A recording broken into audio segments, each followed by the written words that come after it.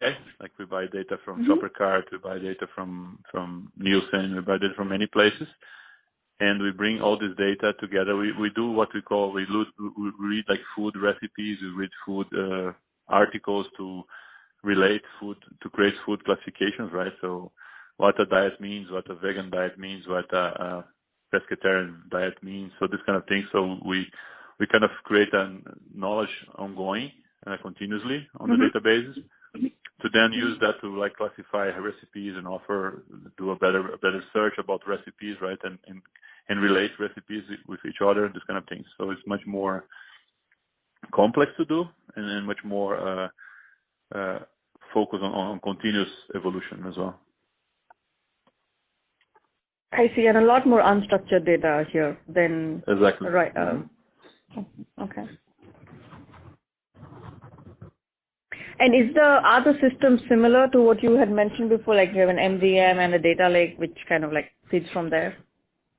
It's less so on the consumer side. I use less MDM because as you said, it's much more unstructured data, and the relations are much more probabilistic than really like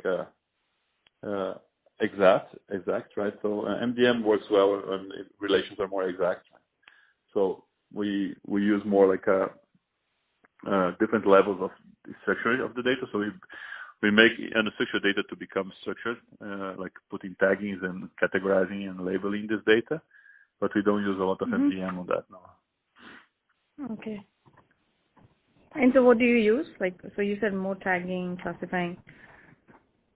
No, I use the standard, I do that myself. I use the standard Google tools like Dataflow and Airflow, for instance, to really like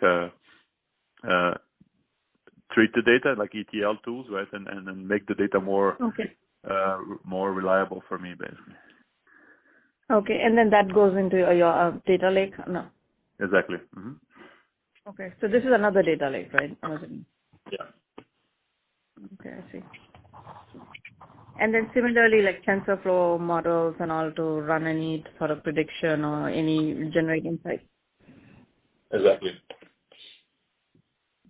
And I think you were mentioning some information sources which are also external to the company. Can you mention?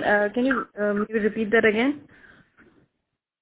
Yeah, I get like Nielsen data, Oracle Shopper Cart data to tell me about sales and online, to talk about some data from cable TV as well. So we buy some sorts of data sources for helping me to understand the consumer behavior, basically.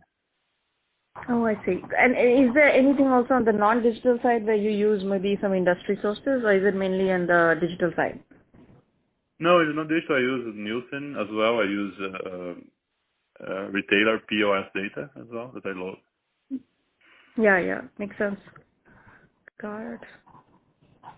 And I was just wondering, like, so some of the things on the digital side, like again, you haven't evaluated maybe any graph technology or I don't know, for building some of those, views and linking the different pieces. Yeah, I don't use any graph database now. Got it. And then I was wondering if you could talk a bit about, like, so this is very helpful. I think it's with respect to what's happening within craft. When you look at like general industry trends with your competitors, what are some key problems that you see them solving with AI? Is it similar, or is like anything that stands out which may be different from what you are doing? Overall, it's kind of very similar at the end, right? So I think everybody's trying to fix the same problems, honestly, but the ways of solving sometimes are different. Let me think if there's any like specific different case that I remember.